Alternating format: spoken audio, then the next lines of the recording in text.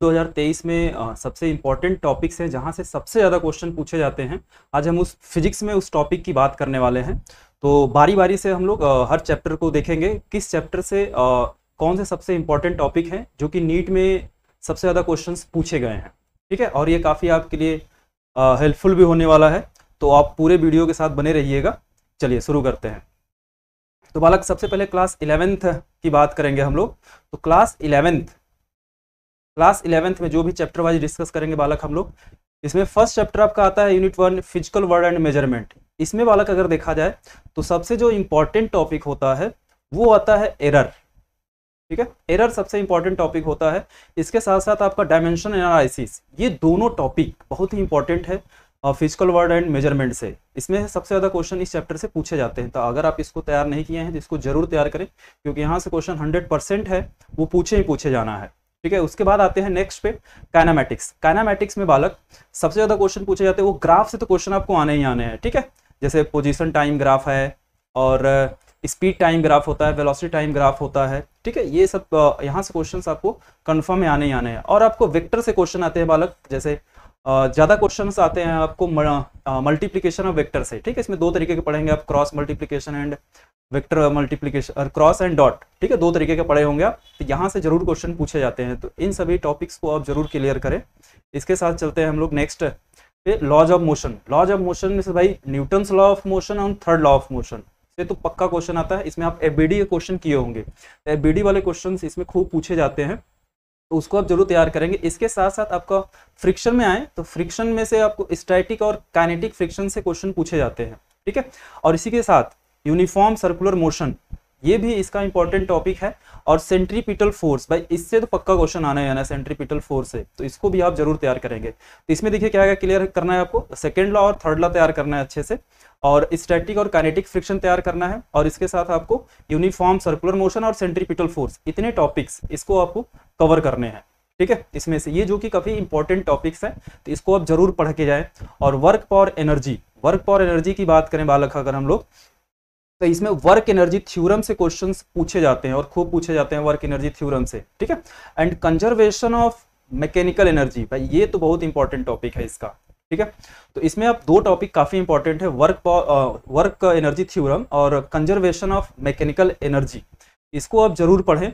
ठीक है, नेक्स्ट चलते हैं हम लोग fifth, motion of system and particles and rigid body. ठीक है, यूनिट 5 की बात कर रहे हैं। इसमें से जो सबसे इंपॉर्टेंट टॉपिक होता है वो centre of mass of two particles system. ठीक है, सेंटर ऑफ मास इस चैप्टर का सबसे इंपॉर्टेंट टॉपिक होता है बालक, इसको आप जरूर पढ़ के जाएं। ठीक है, और इसके centre of mass of rigid body, इसमें आपको याद रखना है, जैसे अलग अलग बॉडी के आप को तैयार याद करना होता है कि उसका सेंटर ऑफ मास कहाँ होता है। जैसे आप सेमी सर्कल का पढ़ते होंगे, ठीक है, और सेमी सर्कुलर रिंग का भी पढ़ते होंगे, सेमी सर्कुलर डिस्क का पढ़े होंगे, या फिर हेमी हॉलो स्फीयर का पढ़े होंगे। तो ये सारा कुछ आपको याद होना चाहिए। इसके साथ साथ आपको नेक्स्ट अगर हम आए तो मोमेंट ऑफ इनर्शिया। ठीक है, moment of inertia, values of moment of simple geometrical object, moment of inertia तो भाई बहुत इंपॉर्टेंट टॉपिक है, यहाँ से खूब क्वेश्चन पूछे जाते हैं, और आपको इसको याद भी करना होता है। जैसे रिजिड बॉडी का अगर पूछा जाता है मोमेंट ऑफ इनर्शिया, तो ये आपको पूरा का पूरा बालक याद होना चाहिए। ठीक है, तो यहाँ से टॉपिक सभी आपको क्लियर होने चाहिए, जो जो टॉपिक मैंने बताया है, और ये बहुत इंपॉर्टेंट टॉपिक है जो कि जहाँ से क्वेश्चन आते ही आते हैं। नेक्स्ट आ जाते हैं ग्रेविटेशन। ग्रेविटेशन में देखेंगे अगर आप हम लोग, तो केपलर्स लॉ, केपलर्स लॉ में से भी इसका थर्ड लॉ होता है केपलर का, वहां से क्वेश्चंस खूब पूछे जाते हैं। ठीक है, तो केपलर थर्ड लॉ आप जरूर तैयार करिएगा। इसके साथ साथ आपको इसके वेलोसिटी से यहाँ से क्वेश्चन आते हैं। ठीक है, इसके वेलोसिटी भी आप अच्छे से तैयार करिएगा, and orbital velocity of satellite. ठीक है, यहाँ से इतने पोर्शन आपको तैयार करने हैं। ठीक है, तो Kepler third law, escape velocity और ऑर्बिटल वेलोसिटी, ये काफी इंपॉर्टेंट टॉपिक होता है, और यहाँ से क्वेश्चंस खूब पूछे जाते हैं। ठीक है, तो इसको भी आप याद करेंगे या तैयार करेंगे पूरा अच्छे से। नेक्स्ट चलते हैं बालक हम आगे आगे आगे चलते हैं, हमारा 6 तक हो गया था, आगे बात करेंगे हम लोग यूनिट 7। ठीक है, properties of matter and fluid mechanics. तो इसमें देखिए बालक, जो इंपॉर्टेंट होता है वो बल्क मॉडुलस और हुक्स लॉ, या जिसमें आप यंग मॉडुलस ऑफ इलास्टिसिटी आता है, तो इसको आप याद तैयार करेंगे यहाँ से। उसके बाद ये तो मैकेनिकल प्रॉपर्टीज ऑफ सॉलिड का टॉपिक हो गया। इसके साथ बालक अगर हम फ्लूइड मैकेनिक्स में आ जाते हैं, तो फ्लूइड मैकेनिक्स में आपको तैयार करना है, जैसे स्टोक्स लॉ होता है, टर्मिनल वेलोसिटी होता है, यहाँ से क्वेश्चंस आते हैं, तो इसको आप तैयार करेंगे। और बर्नौली थ्योरम तो भाई बहुत इंपॉर्टेंट है, यहाँ से तो क्वेश्चन आते ही आते हैं, ठीक है। और इसके साथ बालक आता है क्वेश्चन सरफेस टेंशन से, ठीक है, सरफेस टेंशन भी आपको तैयार होना चाहिए, और यहाँ से क्वेश्चंस पूछे जाते हैं और खूब क्वेश्चंस पूछे जाते हैं, ठीक है। और थर्मल एक्सपेंशन से भी क्वेश्चन आपको यहाँ पूछे जाते हैं, तो थर्मल एक्सपेंशन हो गया, सरफेस टेंशन हो गया, और Stokes law and terminal velocity हो गया, बल्क मॉडुलस हो गया, या हुक्स लॉ हो गया, यहाँ से क्वेश्चंस खूब पूछे जाते हैं, तो आप इसको तैयार करिएगा मैकेनिकल प्रॉपर्टीज ऑफ सॉलिड और फ्लूइड मैकेनिक्स से। इसके बाद हम आते हैं थर्मोडायनेमिक्स में। अगर थर्मोडायनेमिक्स में बात करूं, इसमें बालक heat, work and internal energy से क्वेश्चन आते हैं, खूब आते हैं। एंड जैसे फर्स्ट लॉ की अगर बात करें हम लोग, तो फर्स्ट लॉ में आइसोथर्मल प्रोसेस पढ़े होंगे आप, एडियाबैटिक प्रोसेस पढ़े होंगे, तो इसमें हम लोग निकालते हैं कि भाई हीट कितना होता है, वर्क कितना होता है, फिर इंटरनल एनर्जी कितनी होती है, तो ये कुछ आपको तैयार करना है, ठीक है। और बाकी सेकेंड लॉ बहुत ज़्यादा इंपॉर्टेंट नहीं है, फिर भी आप इसमें थ्योरी लॉ पोर्शन है, इसको तैयार कर लेंगे। लेकिन फर्स्ट लॉ और आइसोथर्मल एंड एडियाबैटिक प्रोसेस में आपको वर्क का फार्मूला याद होना चाहिए, हीट का फार्मूला याद होना चाहिए, और इंटरनल एनर्जी का क्या फार्मूला होता है, ये पूरा का पूरा चीज़ आपको याद होनी चाहिए, तो इसको आप जरूर पढ़िएगा। नेक्स्ट चलते हैं हम लोग, behaviour of perfect gas and kinetic theory of gases. Kinetic theory of gases में अगर बालक बात करें हम लोग, तो work done on compressing gas, इसको जरूर तैयार करिएगा। और केटीजी में बालक आपको प्रेशर पूछा जाता है, ठीक है, तो प्रेशर आप जरूर तैयार करिए। इसी के साथ साथ इसमें बालक एक आता है डिग्री ऑफ फ्रीडम, ठीक है, डिग्री ऑफ फ्रीडम, यहाँ से क्वेश्चन तो खूब पूछे जाते हैं डिग्री ऑफ फ्रीडम से, तो डिग्री ऑफ फ्रीडम आप तैयार रखिएगा काइनेटिक थ्योरी ऑफ गैसेस का। आगे चलते हैं, यूनिट 10 पे आते हैं, oscillation and wave. Oscillation wave में बात, ऑसिलेशन बालक आप एसएचएम पढ़े होंगे, एसएचएम से क्वेश्चन आपको पूछे जाते हैं, जैसे स्प्रिंग वाले क्वेश्चन आते हैं, ठीक है, उसमें उसकी फ्रीक्वेंसी पूछता है आपसे कि क्या फ्रीक्वेंसी होगी, एंड साथ में एनर्जी इन एसएचएम, ठीक है, इसकी एनर्जी कितनी होगी, यहाँ से क्वेश्चन आपको खूब पूछे जाएंगे, ठीक है। और एसएचएम तो आपको अच्छे से तैयार भी करना होगा, क्योंकि वहाँ से क्वेश्चन पूछे जाते हैं, जैसे y इक्वल टू इक्वेशन दे देता है a sin ओमेगा t, तो इसी पे बेस्ड आपको क्वेश्चंस आते हैं और खूब आते हैं। और वेव में आए बालक, तो अगर वेव में आते हैं तो principle of superposition of wave से क्वेश्चन आते हैं, बिट से क्वेश्चन आते हैं, डॉपलर इफेक्ट, डॉपलर इफेक्ट तो भाई बहुत इंपॉर्टेंट है, डॉपलर इफेक्ट से क्वेश्चन खूब पूछे जाते हैं, और बिट्स भी इंपॉर्टेंट होता है, ठीक है, तो बिट्स भी आप तैयार रखेंगे अपना इस चैप्टर में। नेक्स्ट आगे चलते हैं हम लोग नेक्स्ट टॉपिक की ओर। उसके बाद आगे आ जाता है बालक हमारा क्लास 12th का टॉपिक। इसमें हम लोग आते हैं सबसे पहले इलेक्ट्रोस्टैटिक्स का देखते हैं। तो इलेक्ट्रोस्टैटिक्स में बालक कूलम्स लॉ से क्वेश्चंस आते हैं यहाँ पे, ठीक है। इसके बाद इलेक्ट्रिक फील्ड वाला पोर्शन आप याद रखिएगा, यहाँ से भी क्वेश्चन पूछ ले जाते हैं कभी कभी, लेकिन इलेक्ट्रिक फ्लक्स भाई बहुत इंपॉर्टेंट। इलेक्ट्रिक फ्लक्स में जो गॉस थ्योरम है, गॉस थ्योरम से तो खूब क्वेश्चन आने ही आने होते हैं, ये कंफर्म होता है। और इसके बाद कैपेसिटेंस में आ जाइए। कैपेसिटेंस में बालक जैसे आपको सीरीज कॉम्बिनेशन और पैरेलल कॉम्बिनेशन वाले क्वेश्चन यहाँ से कैपेसिटेंस से पूछे जाते हैं, तो यहाँ से आपको इसका न्यूमेरिकल पूछे जाते हैं, याद रखिएगा। इलेक्ट्रिक फ्लक्स से भी आपको न्यूमेरिकल ही पूछे जाते हैं, ठीक है, तो इसको भी आप अपना तैयार रखेंगे। एंड करंट इलेक्ट्रिसिटी में आते हैं। करंट इलेक्ट्रिसिटी में ओम्स लॉ, भाई ओम्स लॉ तो आपको पता है बहुत इंपॉर्टेंट होता है, ठीक है। और इसमें बालक इसमें भी कॉम्बिनेशन होता है रजिस्टर्स का, जिसमें सीरीज पैरेलल होता है, तो यहाँ से भी क्वेश्चंस पूछे जाते हैं, ठीक है, इसको भी तैयार रखेंगे। इसके बाद आते हैं भाई किरचॉफ लॉ। किरचॉफ लॉ तो बहुत इंपॉर्टेंट है, यहाँ से क्वेश्चन आना ही आना है, कंफर्म है, किरचॉफ लॉ से क्वेश्चन आएगा।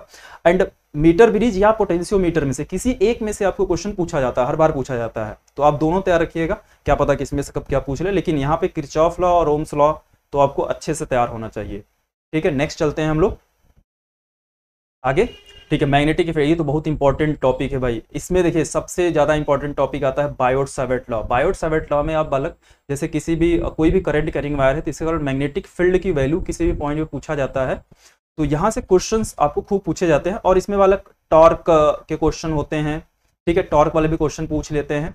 और मूविंग कॉइल गैल्वेनोमीटर भी आप देख लीजिएगा थोड़ा बहुत, वो भी वहां से भी क्वेश्चन पूछे जाते हैं, ठीक है। और उसके बाद आ जाते हैं बालक अर्थ मैग्नेटिज्म पे। तो अर्थ मैग्नेटिज्म पे आएंगे तो डाया पैरा फेरो, ये तो आपको पूरा याद होना चाहिए, उसमें कहीं से भी कुछ भी उठा के आपको पूछ सकता है, ठीक है। तो यहाँ डाया पैरा फेरो आप तैयार रखेंगे, और बायोट-सावर्ट लॉ से क्वेश्चन पूछे जाएंगे, ठीक है। एंड फोर्स, ये भी आ सकता है एक इंपॉर्टेंट टॉपिक है, क्वेश्चन काफी पूछे गए हैं, कई बार पूछे गए हैं। Force between two parallel current carrying conductor, ठीक है, तो इसको भी आप ध्यान में रखेंगे अपने। नेक्स्ट आता है electromagnetic induction and alternating current, ठीक है। इलेक्ट्रोमैग्नेटिक इंडक्शन में बालक फैराडे लॉ आप पढ़े होंगे, फैराडे लॉ से क्वेश्चन पूछे जाते हैं, तो उसको आप ध्यान रखेंगे, फैराडे लॉ वाला पोर्शन, ठीक है। और लेंज लॉ भी इसमें इंपॉर्टेंट होता है, और इसमें इंडक्शन भी आप पढ़ते होंगे, तो इंडक्शन भी इंपॉर्टेंट टॉपिक होता है, वहां से उसका आपका डायमेंशन फार्मूला पूछ लेता है कभी कभी। और अल्टरनेटिंग करंट में आए बालक, तो आप एसी सर्किट तो भाई जरूर तैयार करके जाएं, एसी सर्किट से क्वेश्चन पूछे जाते हैं, ठीक है। तो एसी सर्किट आप बिल्कुल तैयार करेंगे अपना, एसी सर्किट, ठीक है। एसी सर्किट आप जरूर पढ़ के जाइएगा अच्छे से, वहां से क्वेश्चन पूछा जाए। तो ट्रांसफार्मर, एसी जनरेटर तो बहुत इंपॉर्टेंट नहीं, लेकिन हाँ ट्रांसफार्मर भाई बहुत इंपॉर्टेंट है, ट्रांसफार्मर से भी क्वेश्चन खूब आते हैं, ठीक है। तो इसको भी आप अच्छे से ध्यान में रखेंगे।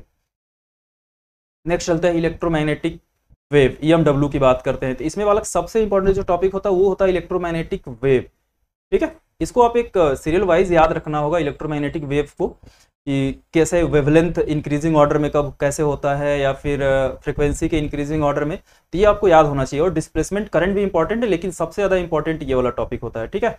ये बहुत इंपॉर्टेंट है, इसको आप सीरियल वाइज याद रखिएगा, इंक्रीजिंग ऑर्डर ऑफ वेवलेंथ या फिर इंक्रीजिंग या डिक्रीजिंग ऑर्डर ऑफ फ्रीक्वेंसी, ठीक है।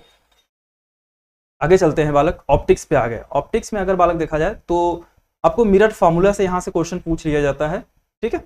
और इसके बाद आते हैं रिफ्रैक्शन ऑफ लाइट में। तो रिफ्रैक्शन ऑफ लाइट में आपको जो क्वेश्चंस आते हैं वो पावर ऑफ लेंस, भाई यहाँ से भी क्वेश्चन पूछे जाते हैं, मैग्निफिकेशन से भी क्वेश्चन पूछ लिया जाता है, ठीक है।